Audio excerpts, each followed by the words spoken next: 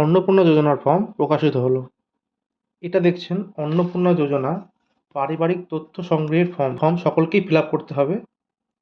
যারা লক্ষ্মীর ভাণ্ডার পাচ্ছেন তারাও যেমন ফর্ম ফিল আপ করবেন, যারা নতুন আবেদনকারী তাদেরকেও এই ফর্ম ফিল আপ করতে হবে। তো কিভাবে এই ফর্ম ফিল আপ করবেন বিস্তারিত জানবো এই ভিডিওতে। সেই সঙ্গে আরও একটা তথ্য জানিয়ে রাখি, লাস্ট ভিডিওতে আমি দেখিয়েছিলাম কিভাবে ফর্ম ডাউনলোড করতে হয়। আপনার মোবাইলে ক্রোম ব্রাউজার ওপেন করবেন, এরপর আপনারা এখানে সার্চ করবেন অন্নপূর্ণা যোজনা ANNEU পোর্টাল। এখানে দেখবেন প্রথমে যেটি আসবে এখানে দেখবেন ওয়েবসাইটটা লেখা আছে socialsecurity.gov.in, এখানে ক্লিক করবেন। এরপরই আপনার মোবাইল ওপেন হয়ে যাবে যে অন্নপূর্ণা যোজনার ওয়েব পেজটা। এখান থেকে খুব সহজেই আপনারা অফলাইনের জন্য আবেদন করার যে ফর্ম ডাউনলোড করতে পারবেন। এখানে লক্ষ্য করে দেখবেন 3টি ভাষায় ফর্ম দেওয়া আছে। তো আপনি যদি ইংরেজি ফর্ম ডাউনলোড করতে চান তাহলে ডাউনলোড অন্নপূর্ণা যোজনা ফর্ম ইংলিশে ক্লিক করবেন, তাহলে ডাউনলোড হয়ে যাবে।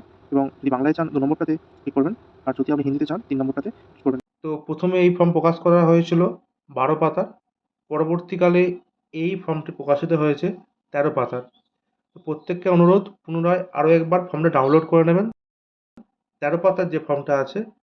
তবে এখনও পর্যন্ত অনলাইনে ফর্ম ফিল আপ শুরু হয়নি, খুব শীঘ্রই অনলাইনে ফর্ম ফিল আপ শুরু হবে, তখন আপনারা অনলাইনে ফর্ম ফিল আপ করতে পারবেন।